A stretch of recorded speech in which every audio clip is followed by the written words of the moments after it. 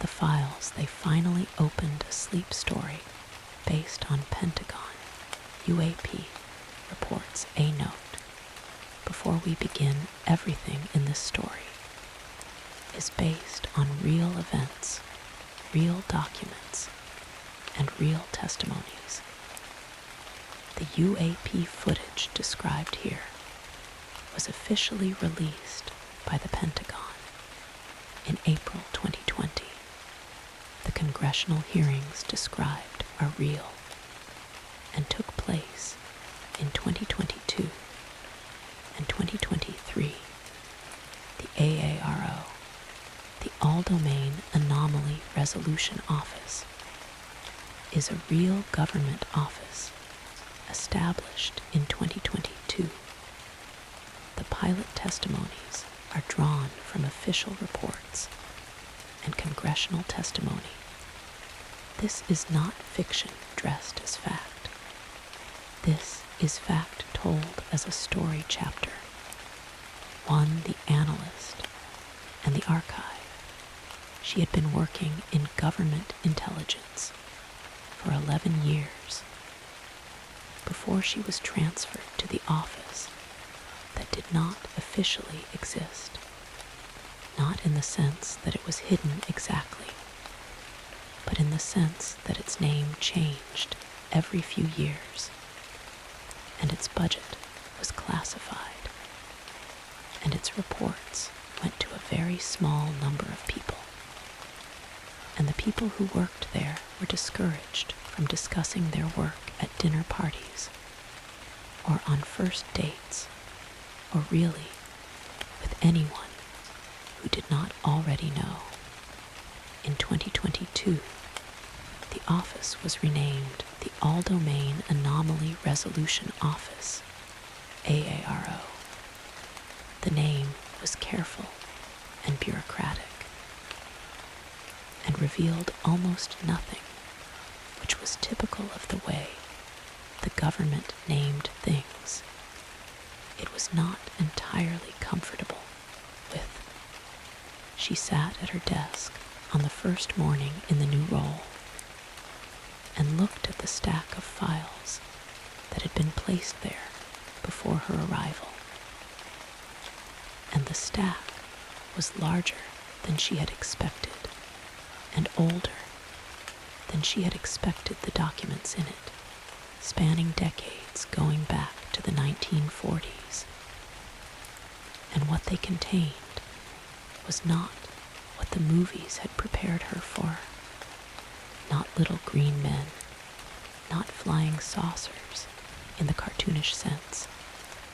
What they contained was stranger than that, and more specific, and more carefully documented, and in many ways more difficult to explain than any science fiction scenario, because the science fiction scenarios always had explanations eventually. And what was in these files, in many cases, did not. Chapter 2, 2004. The first file she read carefully was the incident November 2004. The USS Carrier Strike Group was operating off the coast of Sam, conducting training exercises, and the USS Princeton, the guided missile cruiser assigned to the group, had been tracking anomalous objects on its radar for approximately 2 weeks. Not birds, not weather balloons, not conventional aircraft. The objects were appearing on radar at very high altitudes and then dropping instantaneously to just above sea level in a way that no known aircraft could do the descent, happening too fast for any conventional explanation. And then they would hover, and then they would move. And the movements were not like any aircraft the radar operators had seen in their careers. On November 14th, two F-18 Super Hornets were directed to investigate one of the objects. The lead pilot was Commander David. What saw when he arrived at the location has been described by him in detail in multiple interviews, in congressional testimony, and in official reports. And what he described was this: a white tic-shaped object approximately 40 feet long, with no wings, no visible propulsion system, no exhaust, and no markings.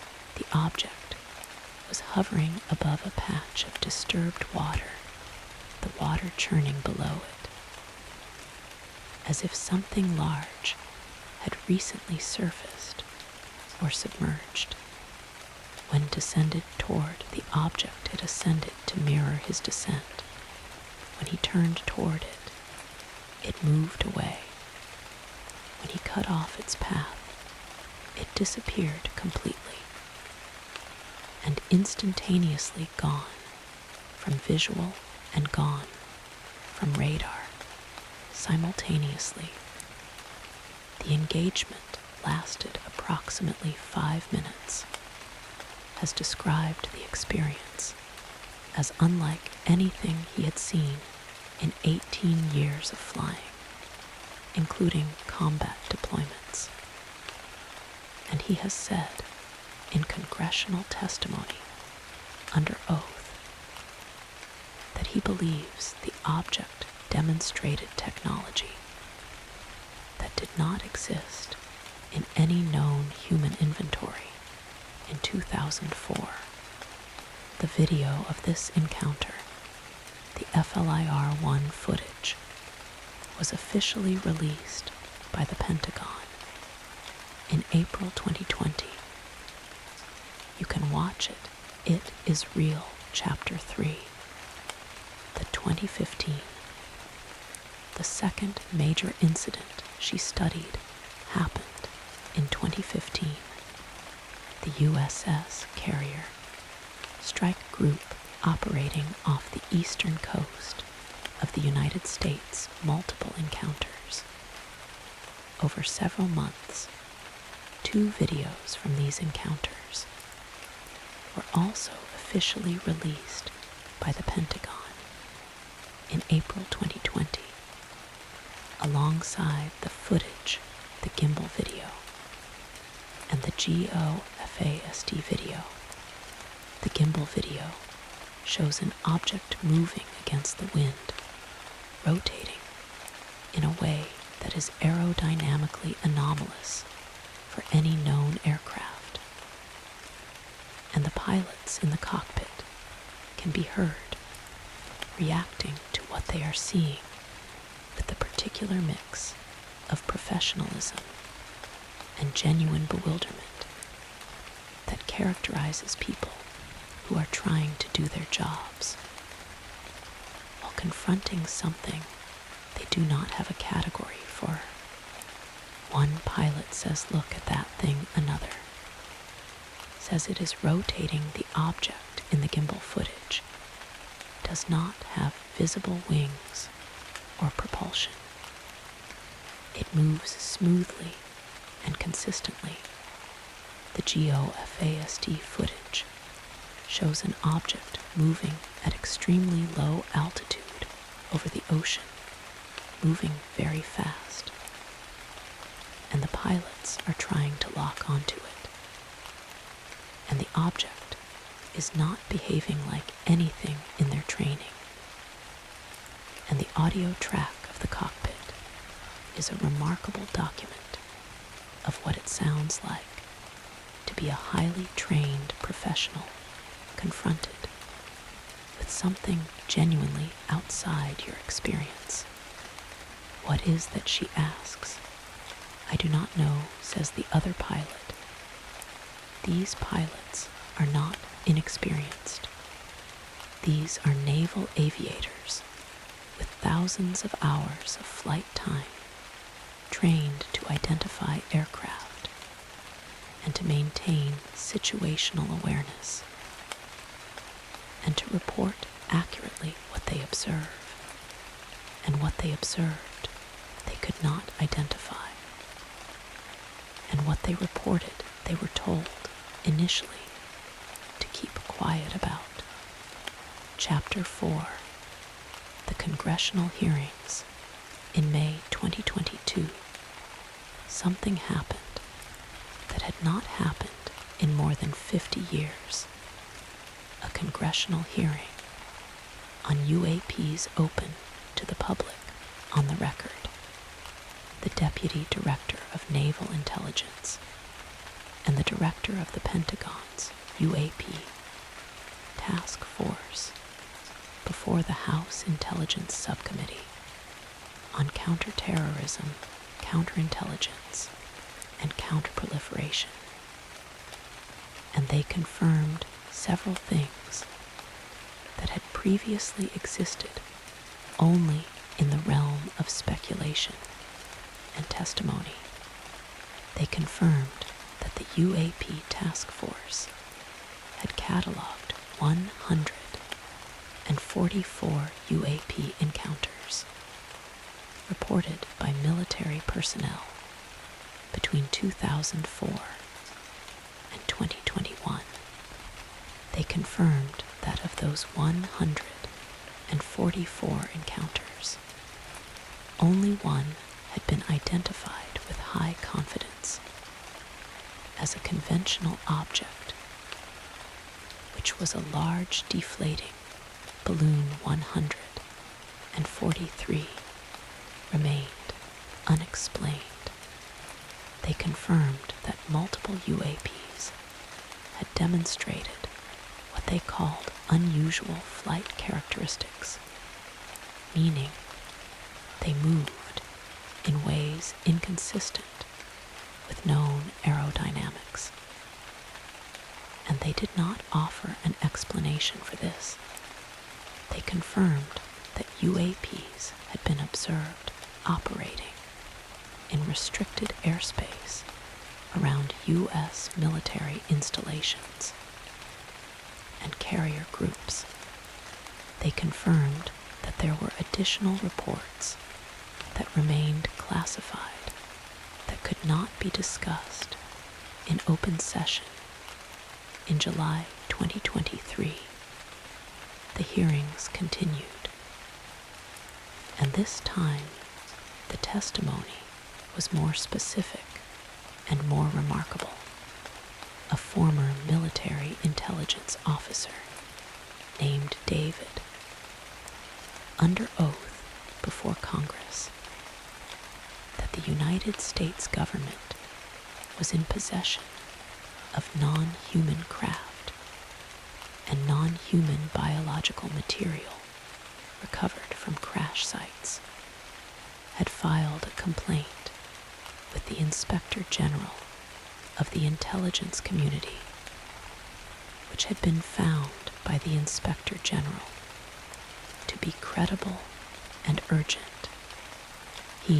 That he had been access to these programs when he attempted to investigate them in his official capacity, and that colleagues who had worked in these programs had described them to him,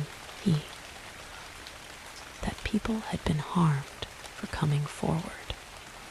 This testimony was given under oath before the United States Congress. It is in the congressional record. It happened, Chapter 5.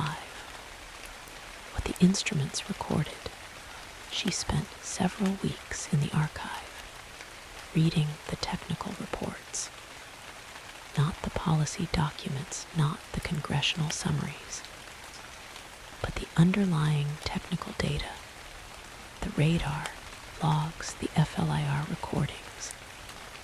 The signals intelligence reports the accounts from sensor operators, what the instruments recorded across multiple incidents and multiple years, was consistent in ways that made the consistency itself significant. The objects detected by radar were real in the sense that they returned radar signals consistently and were tracked over extended periods, ruling out sensor glitches or atmospheric anomalies. In most cases, the objects demonstrated what the technical reports called capability, meaning they appeared to operate without difficulty in air and in water, sometimes transitioning between the two without the kind of disruption that any known aircraft would produce when entering water at speed. The objects demonstrated what the reports called instantaneous acceleration, meaning they went from stationary to extremely high speed without any observable acceleration phase, with no detectable exhaust, no sonic boom, and no atmospheric disturbance consistent with conventional propulsion.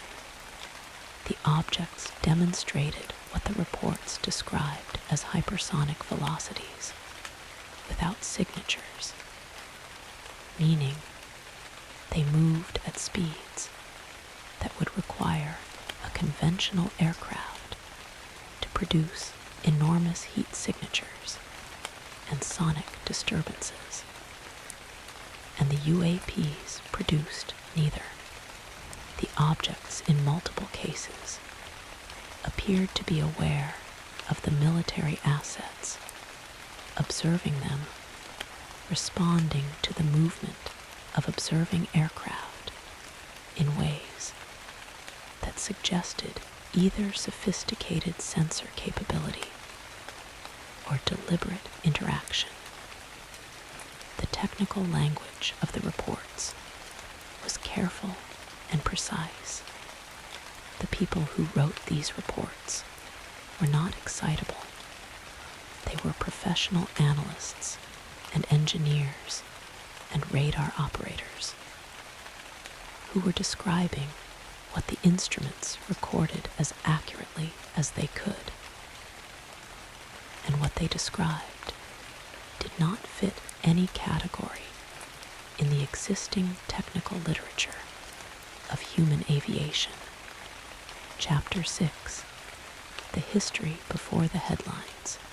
She found the older files more difficult to read, not because they were less credible, but because they represented decades of something being observed and documented, and not fully investigated. And the accumulation of that represented something that was harder to sit with than the specific incidents Project Sign 1948, the first official U.S. Air Force investigation into what were then called flying saucers. The initial report from Project Sign concluded that some of the observed objects might be of extraterrestrial origin.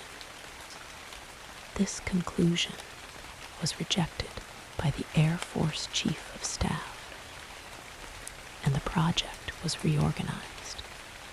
Project Grudge 1949, the successor to Project Sign, with a mandate that leaned toward explaining and debunking rather than investigating.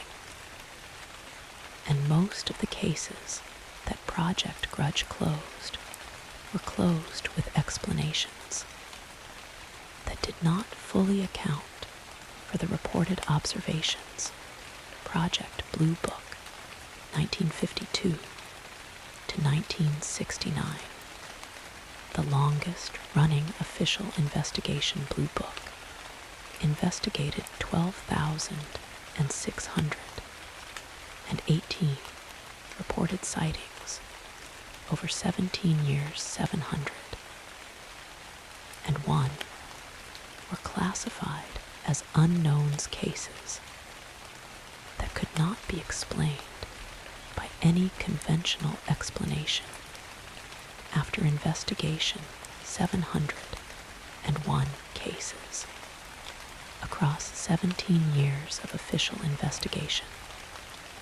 The project was closed in 1969 following the report, which concluded that further investigation was unlikely to yield results of scientific value, and the Air Force officially stood down from UAP investigation until the formation of the UAP Task Force in 2020. She sat with this for a long time, 701 unexplained cases documented, and then officially set aside, not because they were explained, because it was decided to stop investigating them. The decision to stop looking is not the same as finding nothing. Chapter 7. The pilots who came forward. One of the most significant aspects of the modern UAP disclosure was the pilots, naval aviators, are not a group given to fantasy or to public speculation about unconventional subjects. Their professional culture values precision and accuracy and understated reporting, and the social cost of being seen as the pilot who reports something unusual is not trivial in a culture that prizes reliability and technical competence. And yet they came forward. Commander David has given dozens of interviews and before Congress, and his account has not changed in any material way across years of telling it. Lieutenant Commander Alex was swingman on the encounter, and she corroborated his account in her own testimony, confirming that she too observed the object and that it demonstrated capabilities she could not explain. Graves, a former Navy F-18 pilot, before Congress in 2023, that UAP encounters in the airspace used by his squadron were so common during his deployment that pilots began to treat them as a routine, hazard similar to other airspace safety concerns, and that the objects were observed regularly for months. He described one type of object as a dark gray or black cube inside a clear sphere, and said that these objects were observed by multiple pilots on multiple occasions, and that the encounters were reported through official channels. That the attitude within the Navy toward reporting these encounters was complicated by the career implications of being associated with UAP reports, and that many encounters went unreported for this reason. These are not anonymous sources. These are named individuals testifying under oath before the United States Congress. Their testimony is in the public record. You can read it, Chapter 8, what the scientists said. She read the scientific responses to the official disclosures carefully. The scientific community's relationship with the UAP subject, had historically been complicated by the stigma attached to it, a stigma that made serious investigation professionally costly, and that had kept many researchers away from the data. But after the 2017 New York Times article that brought the Pentagon's Advanced Aerospace Threat Identification Program to public attention, and after the official release of the Navy videos, and after the congressional hearings, the scientific conversation began to change. Avi, an astrophysicist who had proposed that the interstellar object might be of artificial origin, established the Galileo project in 2021 with the explicit mission to search for evidence of extraterrestrial technological signatures using rigorous scientific methodology. He argued that the UAP evidence met the threshold of data that serious scientists should investigate, and that the historical stigma that had kept the scientific community away from this data was a failure of scientific culture rather than a reflection of the data's quality. The American Institute of Aeronautics and Astronautics published a paper examining the performance characteristics of UAPs reported in the Navy videos, and concluded that the observed behaviors, if accurately recorded, represented capabilities beyond current human technology.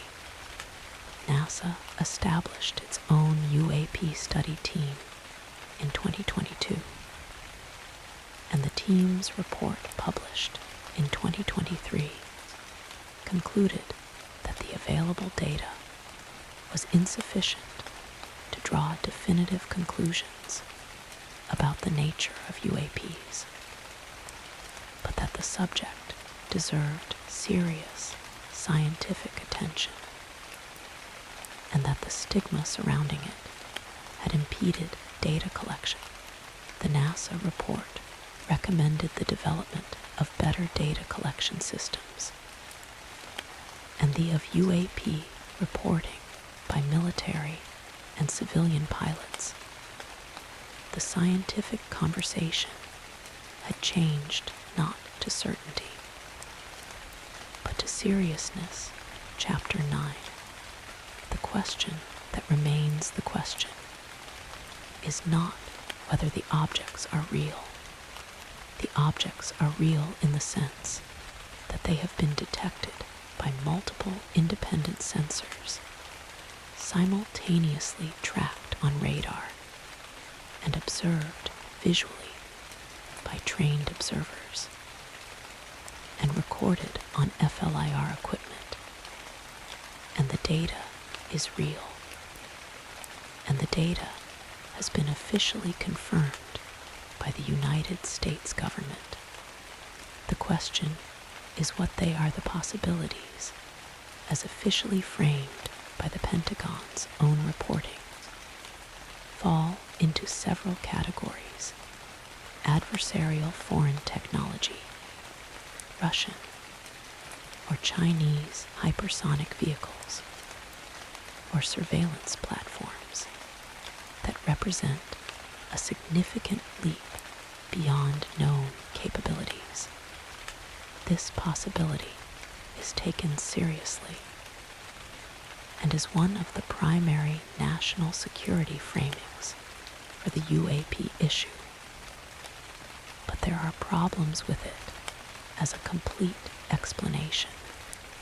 The observed behaviors, including operation and instantaneous acceleration, would represent technology so far beyond what is known of Russian or Chinese aerospace capability, that it would constitute a breakthrough of historic proportion.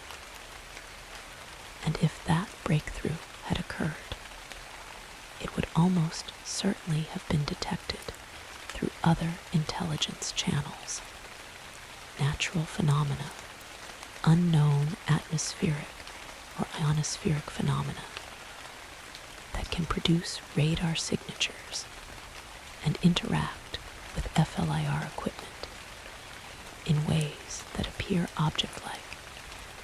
This is possible for some cases, but the behavior and the apparent responsiveness to observing aircraft are difficult to explain through known natural phenomena sensor artifacts, malfunctions, or anomalies in radar and FLIR systems that produce false readings. This has been largely ruled out in the best documented cases by the simultaneous tracking by multiple independent sensors. Something else, the possibility that the objects are what some of the witnesses believe them to be, which is technology of non-human origin. This possibility is the one that has historically been treated as too extraordinary to consider seriously in official contexts, and that is now being, at minimum, not ruled out in official contexts. The 2023 congressional testimony of David brought this possibility explicitly into the official record in a way that has not been walked back or officially refuted the investigation. Continues the archive is not closed, Chapter 10, what it means to look up. She finished her review of the initial files on a Friday evening in autumn, outside the window of the office. The sky was darkening toward night, and the first stars were appearing, and she sat for a while looking at them before gathering her things. She thought about what it meant to sit with this much uncertainty. She was not by temperament a person comfortable with uncertainty. She had chosen a career in intelligence analysis because she valued precision and documentation and evidence, and the process of moving from data to conclusion through careful reasoning. And what the data showed was not a conclusion. It showed something real and consistently documented across decades and across multiple independent observers and multiple independent sensor systems. And it showed that the real thing could not be explained by any of the conventional explanations that had been proposed for it, and it did not show what the real thing was. She locked the files in the secure cabinet. She put on her coat. She walked out into the autumn evening and looked up at the sky, which was the same sky. It had always been the same stars, the same darkness between them, the same universe extending outward from this point in every direction, without end somewhere in all of that.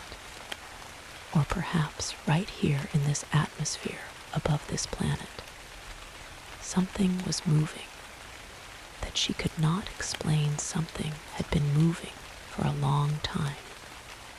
Something had been observed and documented and officially confirmed and officially released to the public.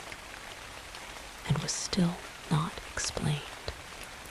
She walked to her car. The sky above her was very dark and very clear. The stars were brilliant. Whatever was up, there was up there.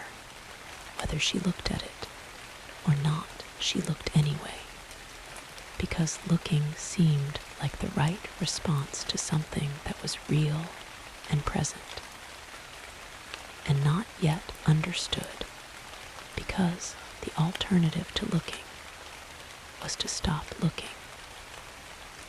And the history of this subject was already full of the consequences of deciding to stop looking. She got in her car. She drove home under the stars, and the files waited in their cabinet for the next morning. And the questions they contained waited with them, patient and real, and entirely unresolved, in the way that the most important questions always are which is not, because no one has tried to answer them, but because the answers, when they finally come, will require not just new data, but a new way of understanding what the data means. The end all events described in this story are real and documented. The UAP footage referenced is publicly available. The congressional testimony referenced is in the public record. The government offices described exist or have existed. The pilot testimonies are from named individuals speaking on the record. Nothing in this story has been fabricated